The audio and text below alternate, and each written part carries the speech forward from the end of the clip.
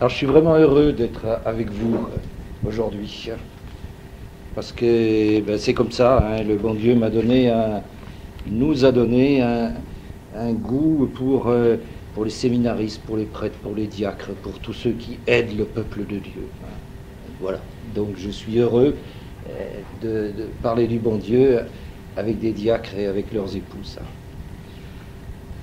Alors vous avez fait le choix de réfléchir sur l'adoration eucharistique.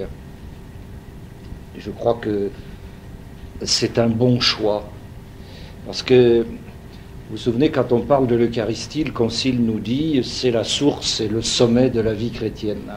La source et le sommet de la vie chrétienne. Or, l'adoration, c'est l'Eucharistie poursuivie, c'est l'Eucharistie contemplée. Donc, quelque part, on n'est pas loin du sommet de la vie chrétienne. Donc, ça justifie bien qu'on passe quelques minutes à creuser un peu la question. Voilà, creuser un peu. On va partir du curé d'Ars. Vous savez que le curé d'Ars était un immense adorateur. Il se levait à 4 heures du matin pour aller dans son église et se jeter au pied du tabernacle. Et il en sortait au milieu de la nuit. On n'a jamais bien su. Mais quand les gens allaient se coucher, lui, il était encore dans son église. Et alors, cet immense adorateur, souvent pendant ses sermons, il avait un sens tout à fait, je dirais, tactile de la présence de Dieu. Alors, il s'arrêtait au milieu de ses sermons, il se tournait vers le tabernacle et il disait « Il est là, il est là ». Et il pleurait. Et ça durait des fois 10 minutes, un quart d'heure. Il est là, il est là. Et vous savez qu'il est arrivé dans un village de païens, et au bout d'une dizaine d'années, il avait réussi à tellement persuader ses paroissiens qui venaient du paganisme, qu'il y avait une présence dans l'église, que toute personne d'Ars qui passait devant l'église s'arrêtait, entrait et faisait visite au bon Dieu. Ça durait plus ou moins longtemps, parce qu'ils avaient compris que le bon Dieu était là. Alors, l'adoration, ça part de là. Ça s'enracine dans cette certitude de la présence de Dieu devant lequel on vient. C'est parce que Dieu est là que nous sommes là nous aussi. Ça part de là. Il est là. S'il n'est pas là, qu'est-ce que je fais là? Vous voyez. Alors je creuse un peu parce qu'on dit oui, on sait bien qu'il est là. Est-ce que c'est vraiment si sûr? L'ostensoir, c'est pas un reliquaire. Un reliquaire, c'est quelque chose où il y a un morceau d'os d'un mort, d'un saint certes, mais d'un mort. Tandis que l'ostensoir, c'est le berceau d'un vivant. Jésus ressuscité, vivant, Jésus qui est là sous l'apparence de l'hostie consacrée. On dit les saintes espèces, et c'est un très mauvais terme. C'est la reprise directe d'un mot latin, species, qui veut dire ce qu'on voit à l'extérieur, l'aspect. Les saintes espèces, ça voudrait dire, on devrait traduire en fait sous les saintes apparences. C'est ça que ça veut dire. Les espèces, c'est pas un peu de pain, un peu de vin, c'est ce qui apparaît au regard extérieur. Et donc il y a autre chose que l'extérieur, que la foi nous permet d'aller saisir. Le catéchisme dit, l'adoration, c'est un regard de foi porté sur Jésus-Christ. Et donc, avec la foi, nous allons au-delà de l'apparence. Et nous savons que Dieu est là, nous savons que Jésus est là. Et pourquoi nous le savons?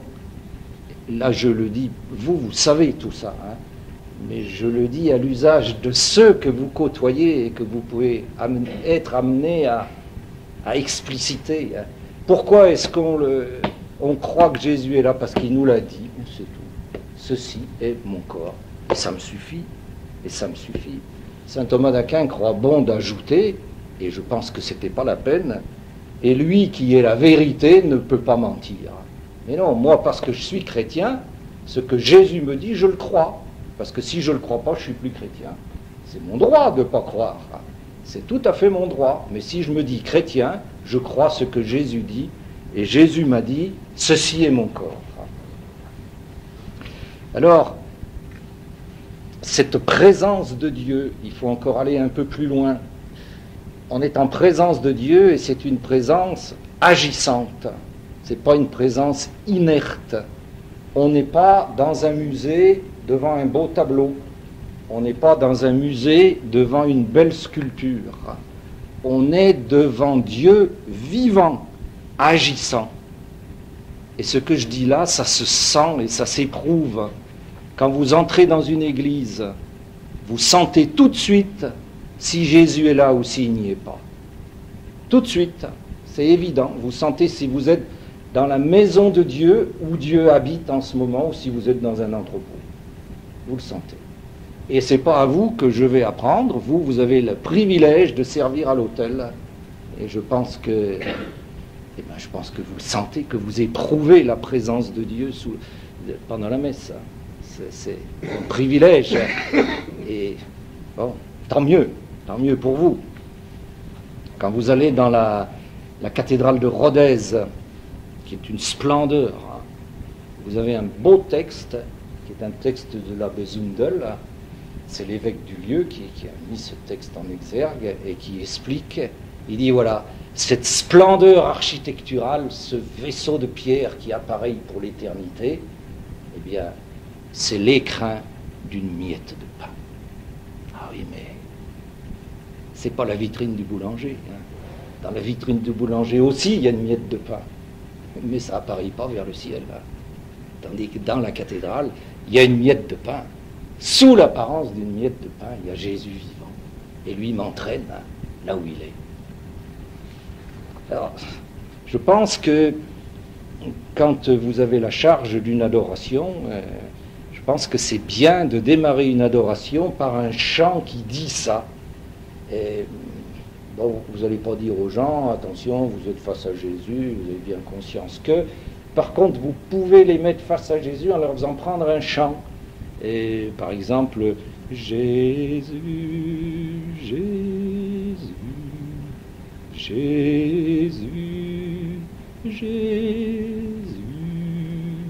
Bon, ils vous l'apprendront si vous ne le connaissez pas. Ou il y en a un autre qui est très très beau et qui dit bien la démarche de l'adoration. Je viens vers toi, Jésus, je viens vers toi, Jésus. Et alors, à ce moment-là, tout de suite, on situe l'assistance au niveau où elle doit être. Jésus est là. Et alors, qu'est-ce qui va en sortir? C'est ce qu'on va voir maintenant. Jésus est là. Et c'est parce qu'il est là que vous êtes là, vous les fidèles là. L'adoration, s'il fallait la définir, c'est un temps d'intimité. L'adoration, ce n'est pas un temps liturgique, ce n'est pas un temps de prière communautaire. C'est un cœur à deux, entre Jésus, qui est là, et moi, qui suis venu. Très important. Alors, ça ne veut pas dire que toute adoration est exclue d'un temps liturgique. Mais il faut laisser aux gens, on va y revenir, le temps du cœur à cœur.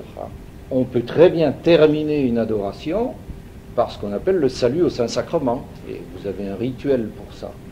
Et alors là, on est dans un temps, on clôture l'adoration par un temps de prière communautaire. Mais c'est le point final, c'est le point d'orgue. L'adoration, c'est un cœur à cœur bilatéral entre deux personnes. J'ai dit un cœur à cœur. Un cœur à cœur, oui, l'adoration, c'est une question de cœur. Et le mot même le dit.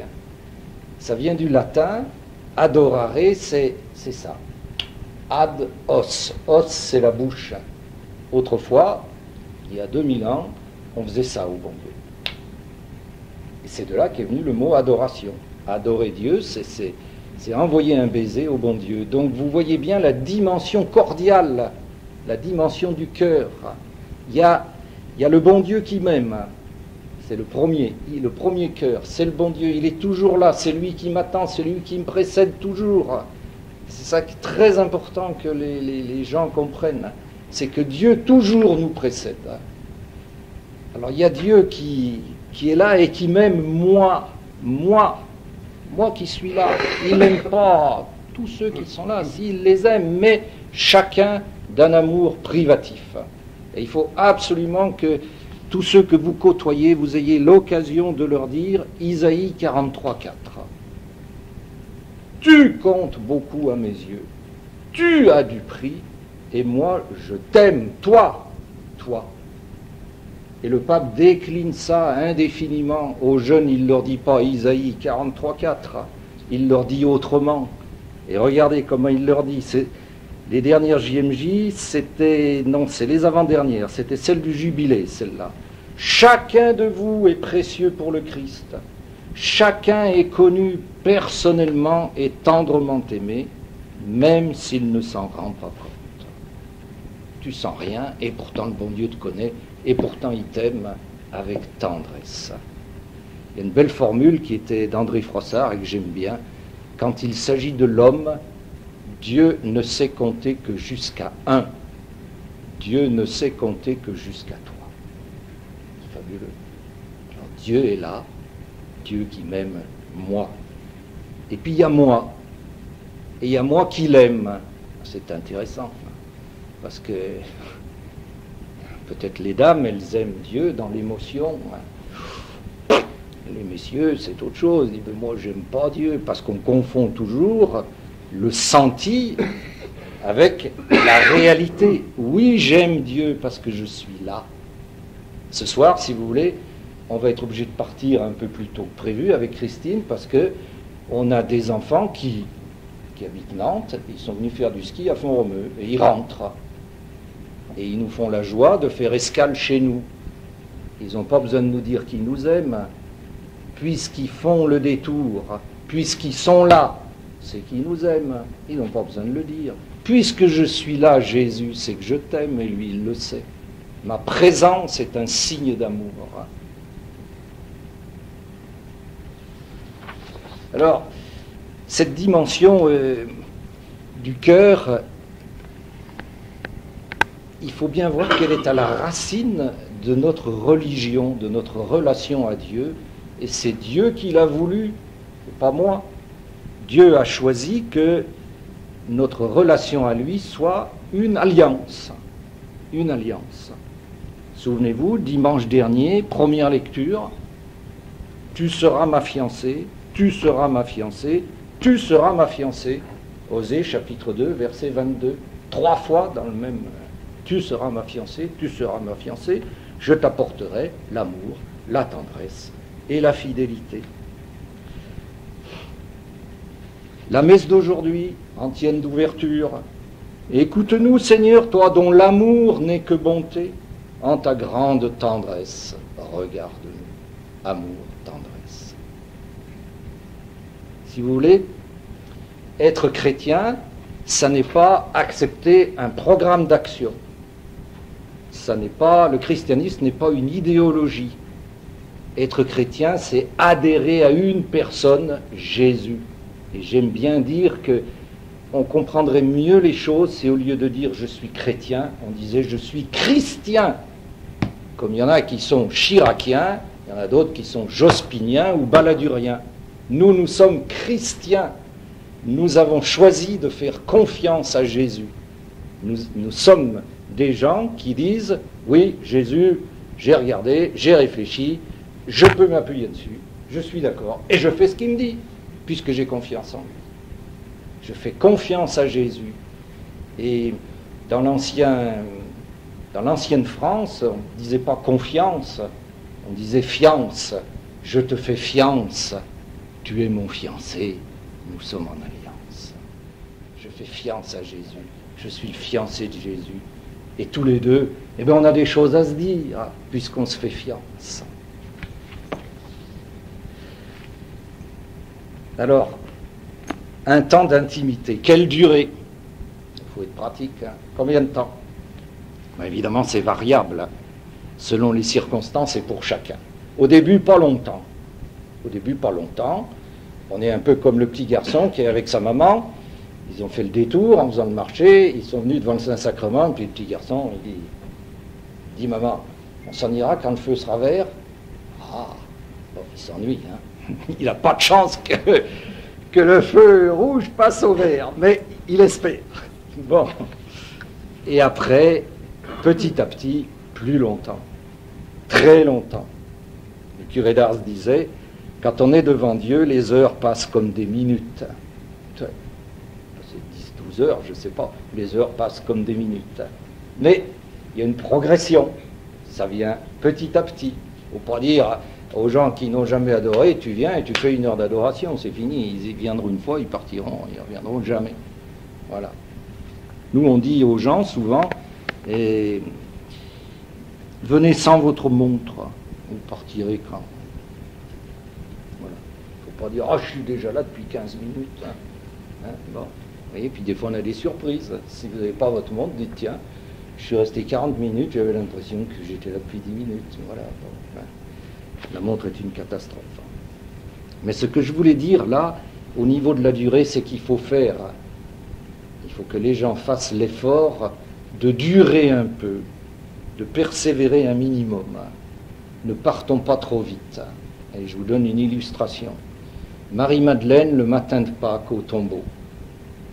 Elle est allée chercher Pierre et Jean. Ils sont venus en courant. Ils ont regardé et ils sont partis. Et elle est restée. Et elle est restée. Et c'est à elle que Jésus vient. Pas à ceux qui ont tourné les talons.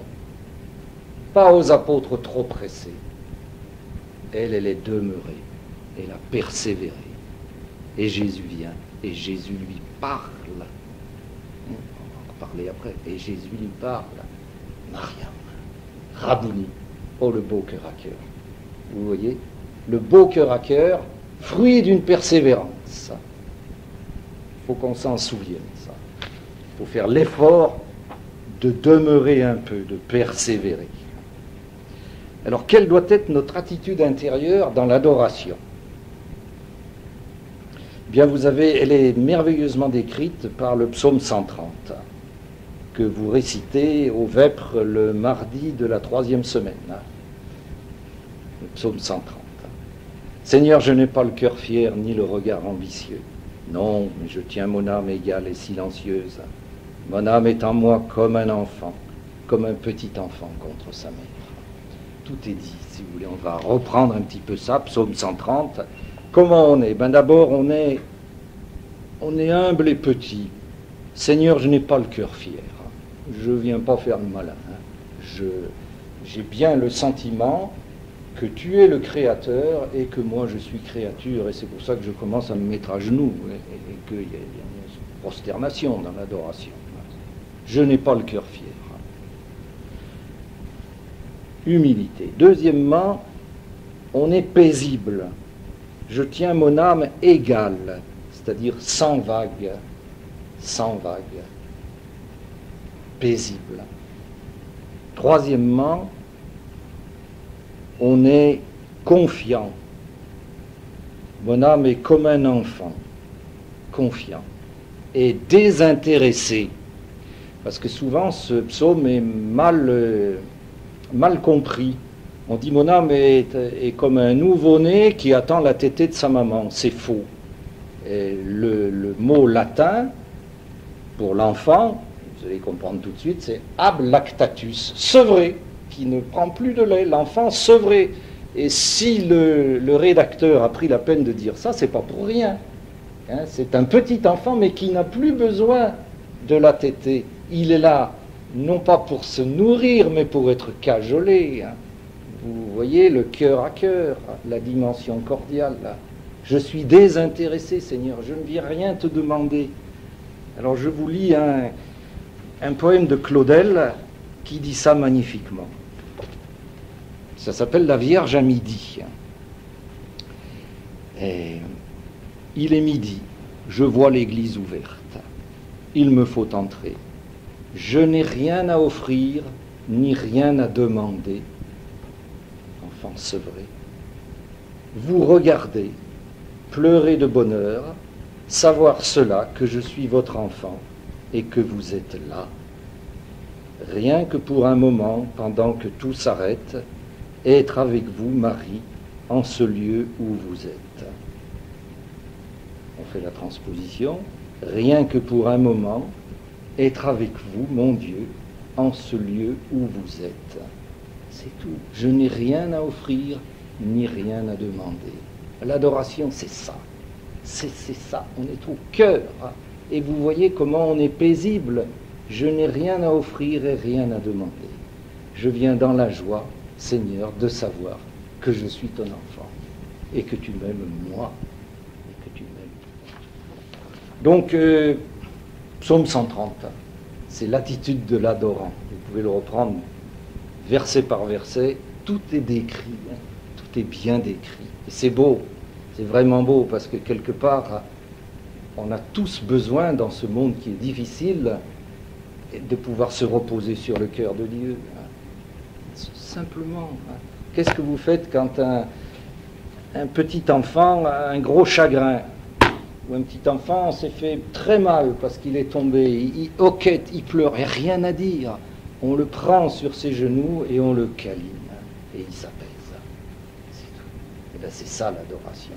On va se mettre sur les genoux du bon Dieu et on va se laisser câliner. Quelle chance on a! Quelle chance on a! Je tiens mon âme égale et silencieuse. Je tiens mon âme silencieuse. Je tiens mon âme silencieuse. Je me tais. L'adoration est silence. On n'a pas besoin de tant parler pour bien prier, disait le curé d'Ars. On n'a pas besoin de tant parler.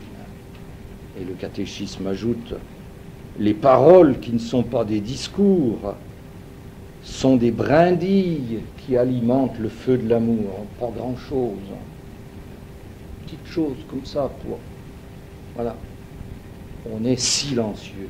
Et c'est le silence auquel nous nous obligeons qui nous permet d'entendre Dieu. Parce que notre Dieu, c'est Isaïe qui le dit, c'est superbe. Vraiment, tu es un Dieu de discrétion. Ah oui. Notre Dieu ne tonitruit pas, notre Dieu n'élève pas la voix. Vous savez, le serviteur souffrant n'élève pas la voix. Le bon Dieu ne pousse pas la sono. Et alors, comme il parle doucement, eh ben, il faut qu'on soit dans le silence pour l'entendre. Deux exemples que vous connaissez, souvenez-vous. Élie à l'Horeb, premier livre des rois, chapitre 19. Dieu n'était pas dans l'ouragan, Dieu n'était pas dans le tremblement de terre, Dieu n'était pas dans le feu dévorant, Dieu était dans le bruit d'une brise légère. Et c'est encore beaucoup plus beau parce qu'il y a eu une erreur de traduction au niveau de Saint Jérôme. C'est Saint Jérôme qui a parlé de la brise. Mais en hébreu, on ne parle pas de la brise, on parle du silence. Et alors là, c'est beaucoup plus beau. Dieu était dans la voix d'un silence ténu. Un silence, vous savez, on n'entend presque rien, mais on entend, c'est le soir, au loin, un aboi. Il y a la vie quelque part. Un silence ténu. Ben voilà. Le bon Dieu, il est dans le silence ténu.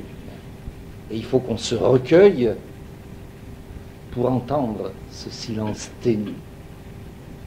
Le jeune Samuel, premier livre de Samuel, chapitre 3. Quand est-ce que Dieu l'appelle? Pendant la nuit, pendant le silence de la nuit. Eh oui, pendant le silence de la nuit. Et c'est là qu'il répond, parle, ton serviteur écoute. Je t'écoute. Jésus, je suis là. Et je t'écoute. Parce qu'il a quelque chose à me dire. Le cœur qui écoute, si vous voulez, c'est un cœur qui d'abord fait silence. Alors là, je m'adresse à vous, là, à vous diacres. Quand vous êtes en charge d'une adoration, faites à ceux qui sont là le cadeau du silence. Ne les empêchez pas avec la meilleure bonne volonté du monde. Vous dites, ils vont s'ennuyer et il faut que je meuble.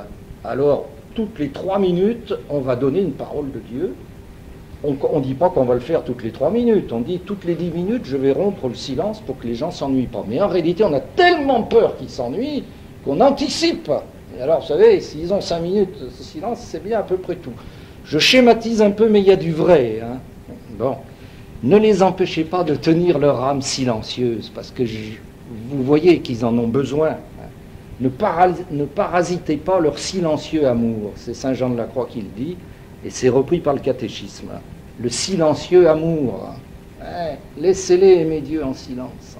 Pas de parasites. Alors, j'ai dit, on fait avec le désir de bien faire, bien sûr, mais on se trompe. Parce que spontanément, on pense que le silence est au-dessus des forces de nos contemporains. On dit, ils ne peuvent pas rester en silence. C'est faux. C'est faux. C'est vrai pour leur homme extérieur. Oui, d'accord. L'homme extérieur moderne, il lui faut du bruit. Et il ne peut pas rester, il allume la télé. Oui, l'homme extérieur, mais nous ne nous réduisons pas à notre homme extérieur. Il y a en nous l'homme intérieur. En chacun de nous, le germe divin déposé. Tu nous as fait pour toi, Seigneur. Cette espèce d'élan qu'on a, que tout le monde a vers Dieu. L'homme est un élan orienté, disait un de mes professeurs. J'ai trouvé ça très beau. Il est un élan, mais orienté, pas vers n'importe quoi. Alors ça, il faut un acte de confiance, si vous voulez. C'est le cardinal Etchegaray qui disait au jubilé des journalistes, il disait ceci, tout homme conserve un coin, si petit soit-il, exposé au soleil de Dieu. Jamais aucun homme n'est totalement dans les ténèbres. Tout homme conserve toujours un petit coin exposé au soleil de Dieu. Alors il faut l'aider à descendre dans sa crypte pour que ce petit coin s'élargisse.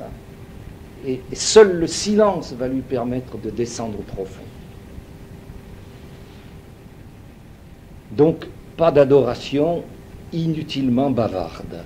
En croyant bien faire, on fait mal.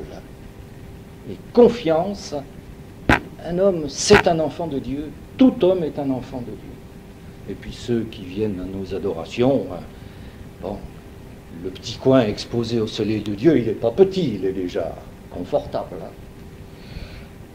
J'avais dit ça un jour dans une session. Et j'avais dit aux gens qui étaient là, mais taisez-vous. Quand vous êtes devant le bon Dieu, taisez-vous. Le bon Dieu a des choses à vous dire. C'était des gens âgés, c'était des retraités, une session de retraités. Et le lendemain, il y a une charmante petite dame qui vient, qui me prend comme ça. Elle était toute petite, je la revois encore. Elle avait un sourire jusque-là. Elle me dit, vous savez pas. Elle était allée adorer pendant la nuit. Vous savez pas. Ben, j'ai fait ce que vous avez dit. Et il m'est monté dans le cœur. Alors c'est un chant, laisse-toi regarder par Jésus ou par le Christ. C'est un chant, je crois, de nos paroisses. Et alors elle était bouleversée. Pour elle, c'était une joie sans pareil. Et oui, je me suis tue et Jésus m'a parlé.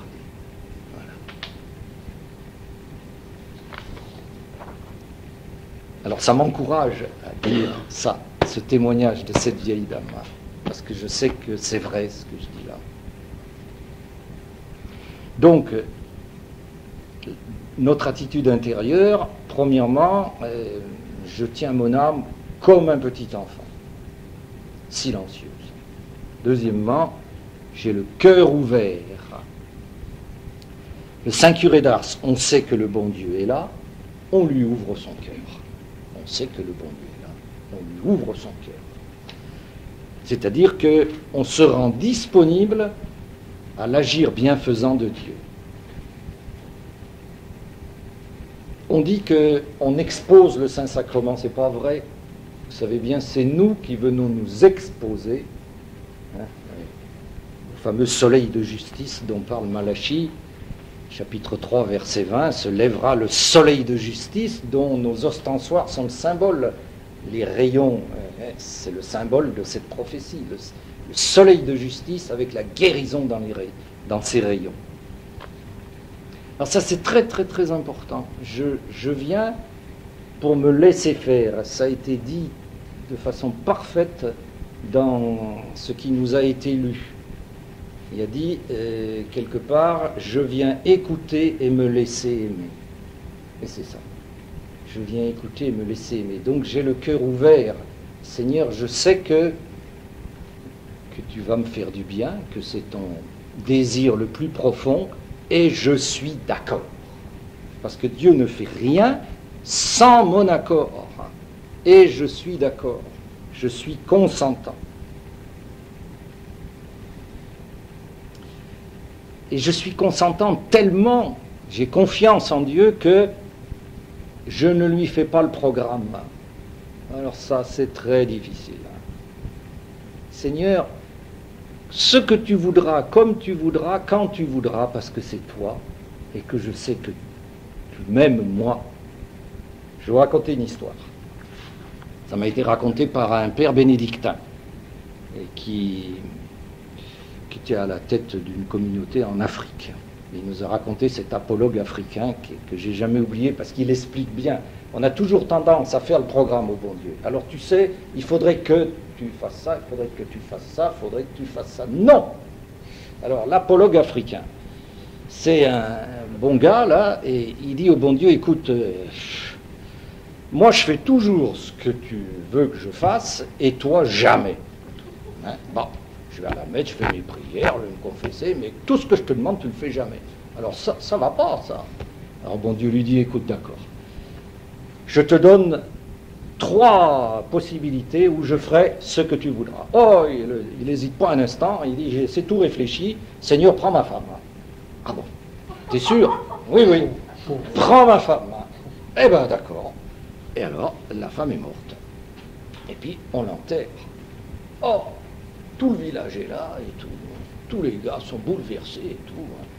Et alors, il découvre que sa femme était quelqu'un de formidable, hein, que tout le monde l'avait compris, sauf lui.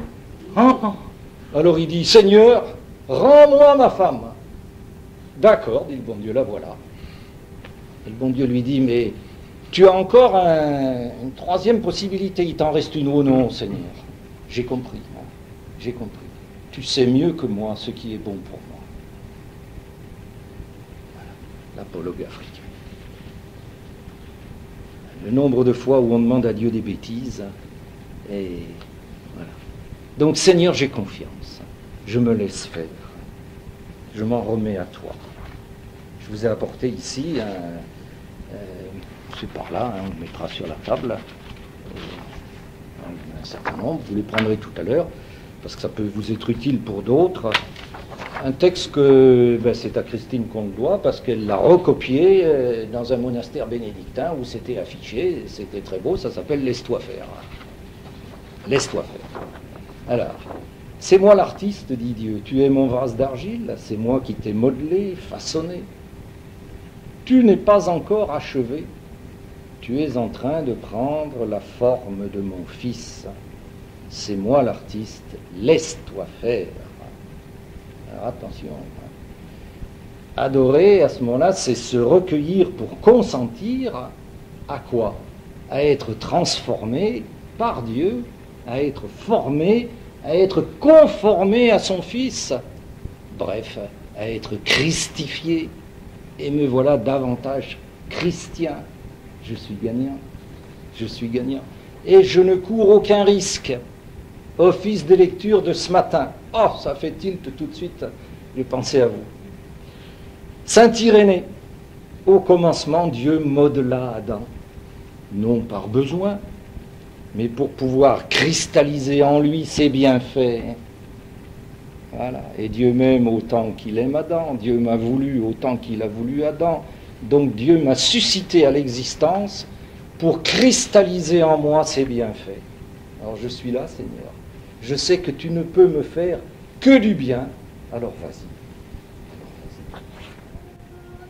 Laisse-toi regarder par le Christ, laisse-toi regarder par l'Immaculée.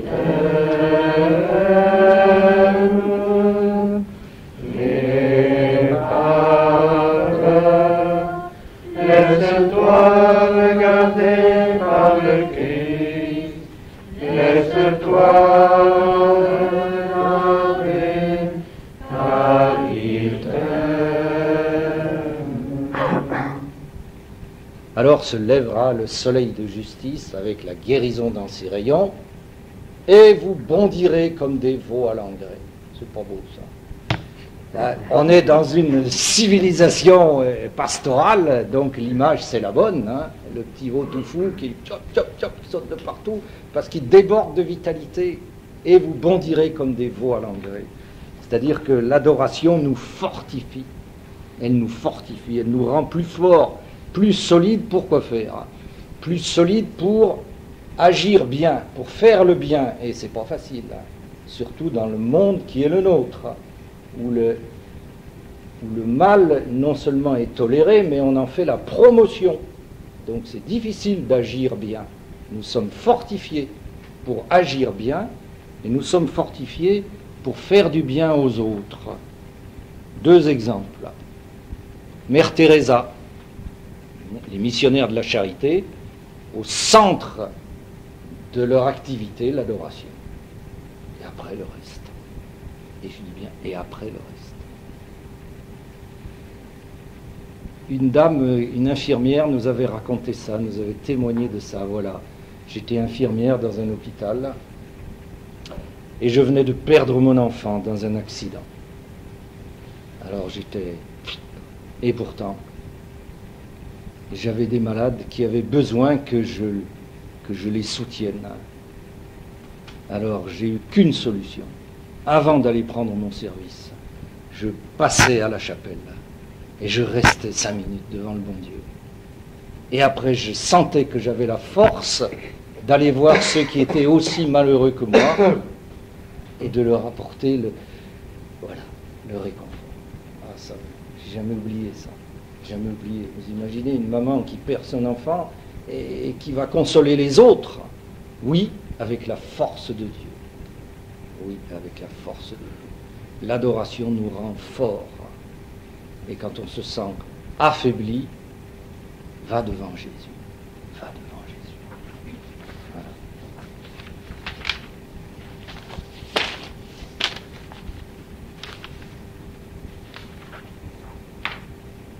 Dernier chapitre. Le bienfait de l'adoration ne se limite pas à ça. Ça va plus loin. Le bienfait de l'adoration, c'est ce bien que Dieu cristallise en chacun de ceux qui l'adorent. Pour paraphraser saint Irénée, Dieu nous guérit, oui, Dieu nous rend plus forts, oui, mais plus largement, nous sommes rejoints, nous sommes touchés par la sainteté de Dieu. Jésus qui est là, c'est le Dieu 3 fois saint. Et sa sainteté rayonne, irradie. Je suis baigné dans ses rayons. Vous savez, on dit le bain de soleil. Alors j'aime pas, parce que le bain de soleil, ça fait penser à la plage, aux farnientes, etc. Mais c'est ça, hein, le soleil de justice, matin.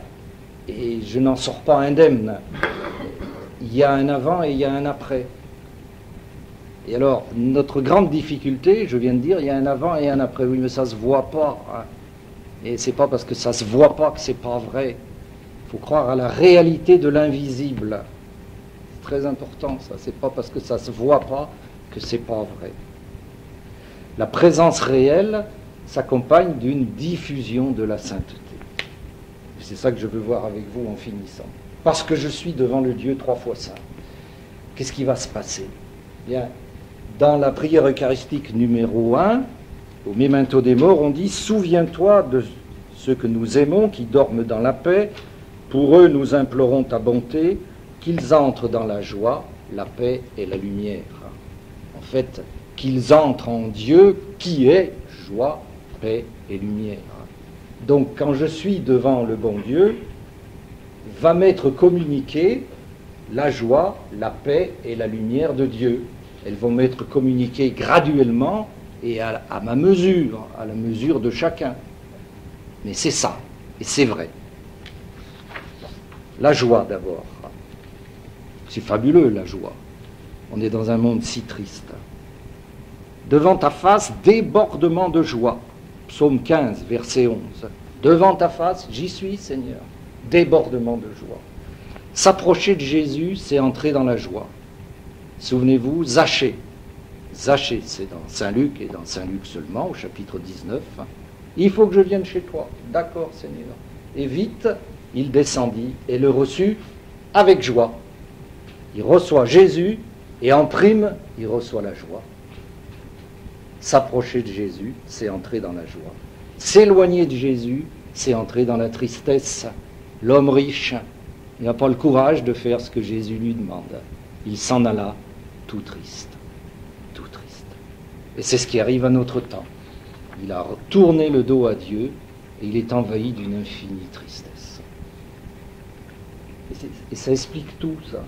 Au lieu de la joie que Dieu donne, notre monde court après le plaisir. Alors il y a une énorme différence. Le plaisir, c'est à fleur de peau. C'est l'érotisme. Et c'est toujours éphémère. Alors il faut toujours aller plus loin, plus fort, plus mauvais.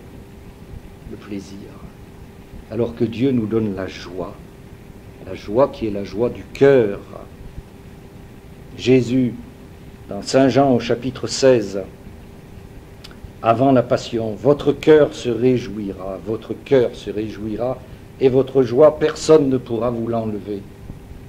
Et 4 chapitres après, Jean chapitre 20, c'est le soir de Pâques, Jésus est vivant, les disciples furent remplis de joie à la vue du Seigneur.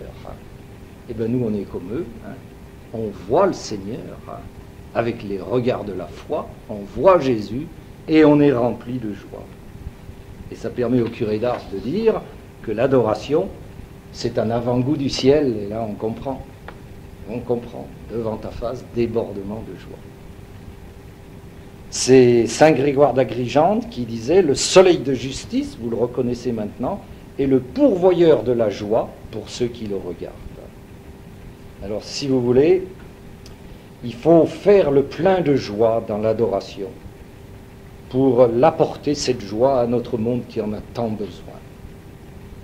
Vous savez, on disait, un saint triste est un triste saint, un saint douteux, un saint frelaté. Un vrai saint, ça doit être profondément joyeux. Ça ne veut pas dire qu'il doit toujours rire aux éclats. Prière du matin de Saint Bernard. Que je sois si joyeux que tous ceux qui m'approchent sentent ta présence. Il demande au Seigneur ça le matin. Donne-moi ta joie pour que tous ceux, pour l'apporter aux autres et pour leur donner Dieu. Faisons le plein de joie. La paix. Alors, on a parlé du curé d'Ars, qui était un immense adorateur, et il était profondément pacifié. Il disait ceci: pendant le jour, j'étais tourmenté par les hommes, pendant la nuit, j'étais tourmenté par le démon, et cependant, j'éprouvais une grande paix. Et c'est ça qui attirait les gens. Quand vous réfléchissez, c'est ça qui venait chercher un homme apaisé. Tous ces gens qui étaient dans la tempête, où ça remuait, ils venaient trouver quelqu'un qui était en paix. 80 000 personnes l'année de sa mort. Il n'y avait pas de voiture à l'époque. C'est fabuleux. 80 000 personnes en un an qui venaient se confesser, qui venaient rencontrer le curé d'Ars. On attendait 4 jours pour le rencontrer. Alors on fait le calcul, ça fait en moyenne 200 personnes par jour. Or, il y avait 300 habitants à Ars. Et imaginez, la population de Perpignan doublée par les gens qui viennent se confesser au Père évêque. C'était ça qui se passait à Ars, c'était extraordinaire. Pourquoi? Parce que il était dans la paix. Et pourquoi? Cette paix lui venait de l'adoration. Alors si vous voulez, devant Dieu, apaisons notre cœur, comme nous le dit Saint Jean. Apaisons nos tempêtes. Vous connaissez la tempête apaisée? Je le relisais en préparant ces quelques mots-là.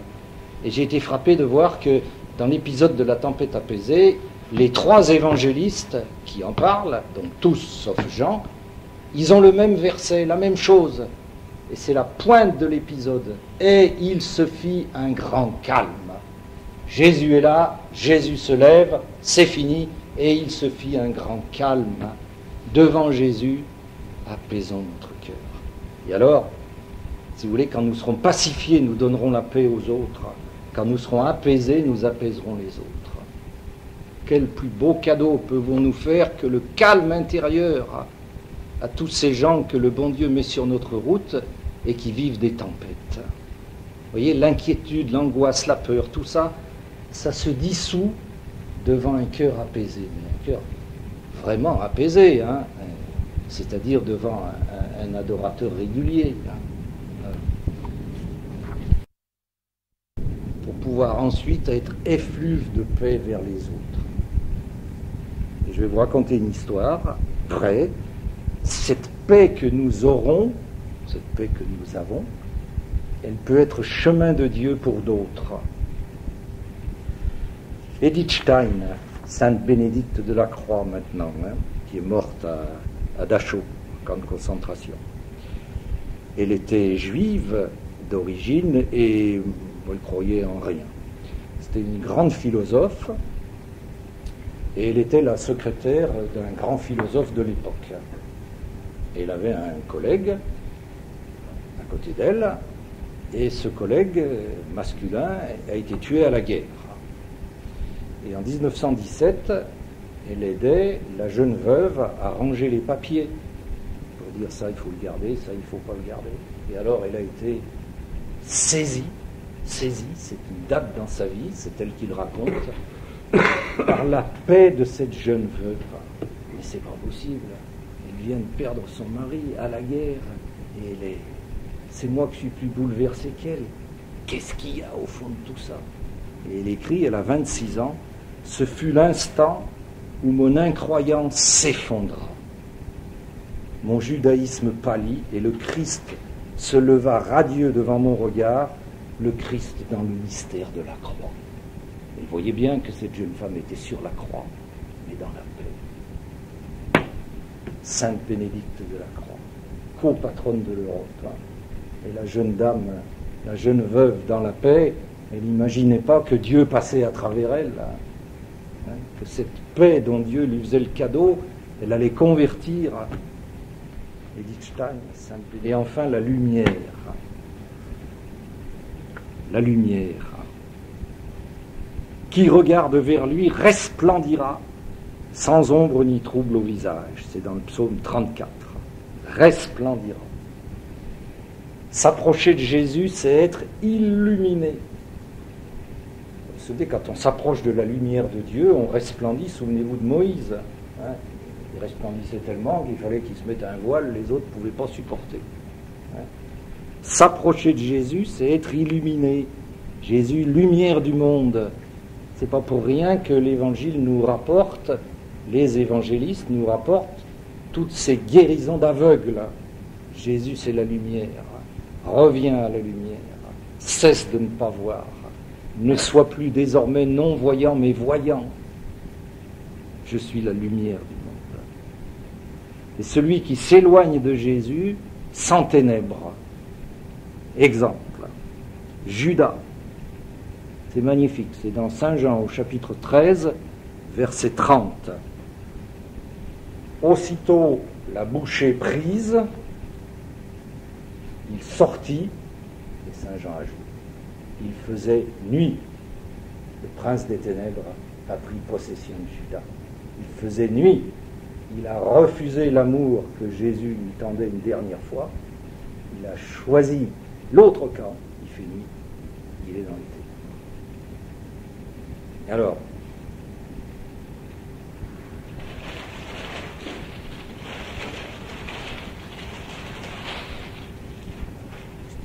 voilà une belle illustration. C'est le père de Foucault. Alors, ici, c'est le vicomte Charles de Foucault. Il n'est pas chrétien. Il fait la noce. Et il n'est pas joyeux. Hein. Alors, regardez son visage éteint, avec cette espèce de mou désespéré, hein, pitoyable. Le même, il est à Tamanrasset, il a trouvé Jésus et il adore 15 heures par jour. Regardez, il n'y a pas la lumière là-dedans. C'est une source de lumière, ce visage. Voilà. Sans Jésus, on est éteint. Avec Jésus, on est lumière. Et ça, vous pourrez le dire, l'exemple du père de Foucault, c'est quand même beau, parce que c'est vraiment le vicomte Charles de Foucault qui fait la noce, parce qu'il a plein de sous, et c'est pitoyable quand on voit sa figure. Vraiment, ça donne pas envie d'en faire autant. Voilà.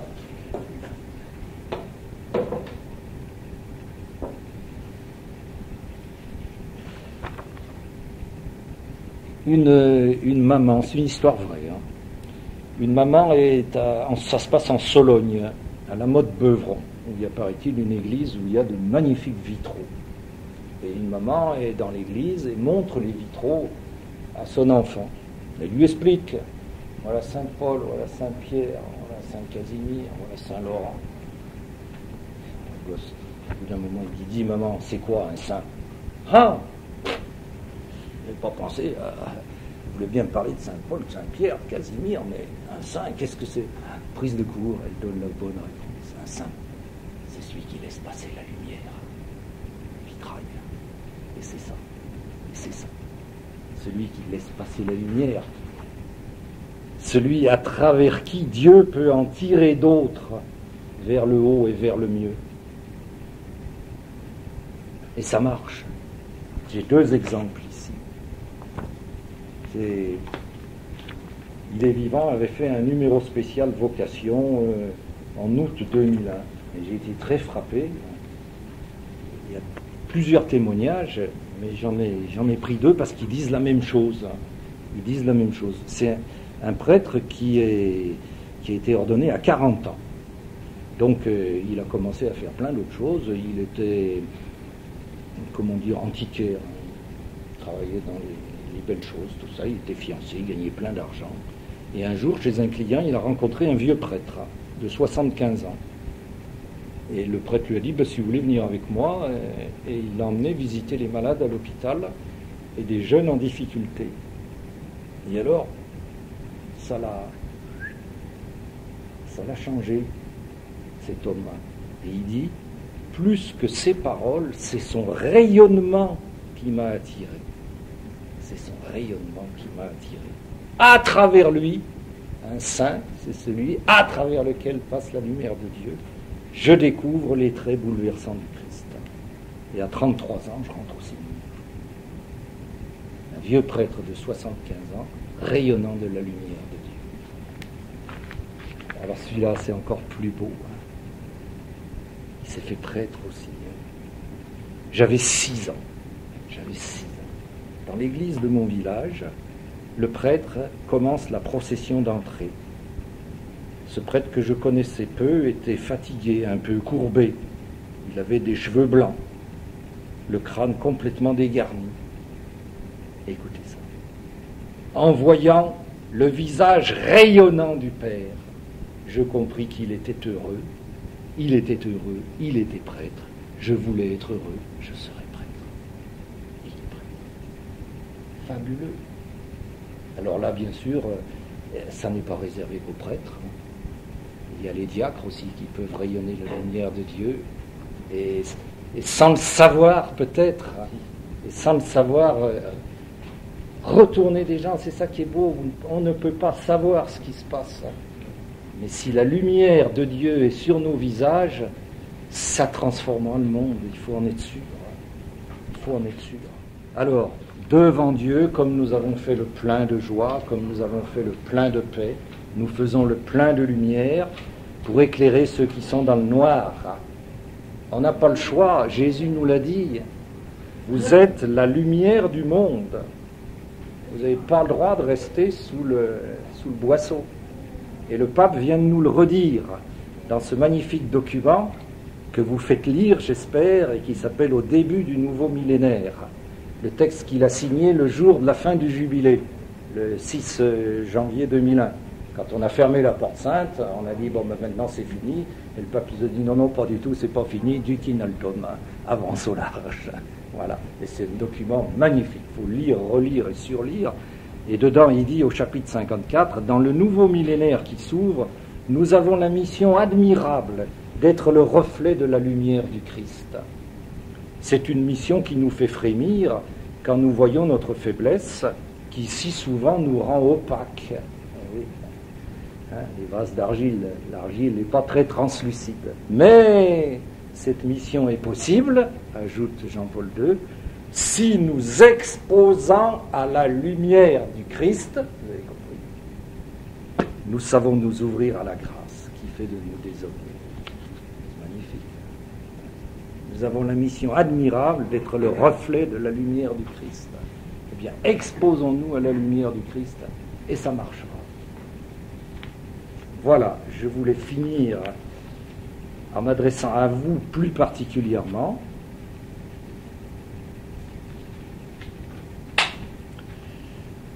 Vous avez été, vous, diacres, choisis par Jésus. C'est pas vous qui m'avez choisi, c'est moi qui vous ai choisi. Vous avez été mis à part.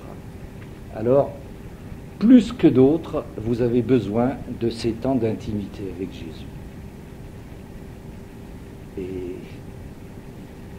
souvenez-vous, dans Marc, chapitre 3, verset 14, il en choisit 12 pour être avec lui. Et ensuite pour les envoyer prêcher. Mais d'abord pour être avec lui. Pour être avec lui. Et deuxièmement, toujours dans Saint Marc, sortez-vous du tohu-bohu, venez à l'écart. Reposez-vous un peu. Venez à l'écart. Sortez du... Oui, il y a tout le temps quelque chose à faire. Il y aura toujours quelque chose à faire. Venez à l'écart. Prenez un peu de repos auprès de moi. C'est pour vous, ça. C'est pour vous. J'y peux rien. Parole de Dieu. La fécondité de votre diaconie en dépend. Vous m'avez entendu dire 3 fois, faisons le plein, faisons le plein, faisons le plein. Oui. Parce qu'il faut être, comme nous dit Saint Bernard, c'est pas moi, laisse-toi combler par Dieu, combler, avant de pouvoir partager avec les autres. Avant. Un bassin attend d'être rempli pour communiquer ce dont il surabonde. Vous n'êtes pas le canal de la grâce de Dieu, vous êtes le bassin. Et le bassin ne peut donner que quand il est comblé. Laisse-toi combler par Dieu.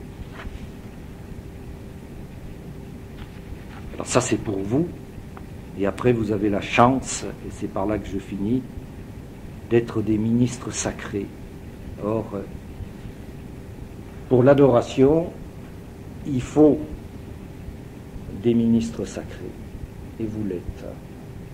Donc il dépend de vous, de votre bonne volonté, que les adorations puissent être multipliées en paroisse ou ailleurs. Je pense aux maisons de retraite, aux hôpitaux, je ne sais pas. Il dépend de vous, de votre bonne volonté. Si vous vous offrez, je ne pense pas qu'on vous mettra des bâtons dans les roues. Je ne pense pas. Alors, quand même, vous avez été ordonné pour le service de la liturgie, le service de la charité. On est en plein dedans. On est en plein dedans. Quel plus beau service que d'approcher Dieu de ses enfants, que de donner le Christ aux chrétiens, pour la joie de Dieu, pour la joie de Dieu, pour le salut de ses enfants.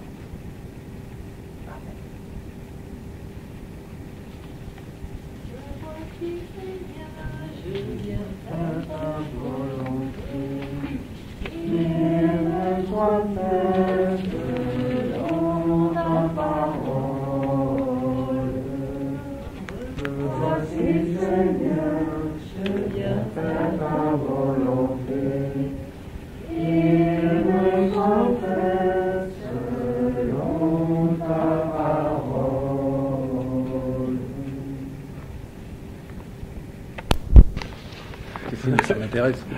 Pendant la Révolution, il y a un moment de tourmente à Pézilla. Le prêtre, qu'on assassinait souvent les prêtres, on vient du reprêtre, vite, va-t'en, il s'en va, puis en chemin, si j'ai oublié d'enlever le Saint-Sacrement de l'église, il trouve une fille, il va avec le maire, enlève le Saint-Sacrement de l'église. Alors la jeune fille va, ils enlèvent le Saint-Sacrement, elle met ça dans un sucrier en cristal, et pendant tout le temps de la tourmente, avec quelques personnes, elle cache le sucrier dans un sac de farine, et pendant tout le temps que dure la tourmente, elle prie devant le sucrier. Et quand la tourmente est terminée, le prêtre revient, solennellement emporte les sacrements à l'église, et alors le sucrier qu'on peut voir à Péziaï, à l'intérieur, est tout constellé de paillettes d'or. C'est ce qui se passe quand on adore ce que vous avez très bien dit. Je vous remercie. Pézilla, ou c'est Pézilla de la Rivière. Oui. À côté de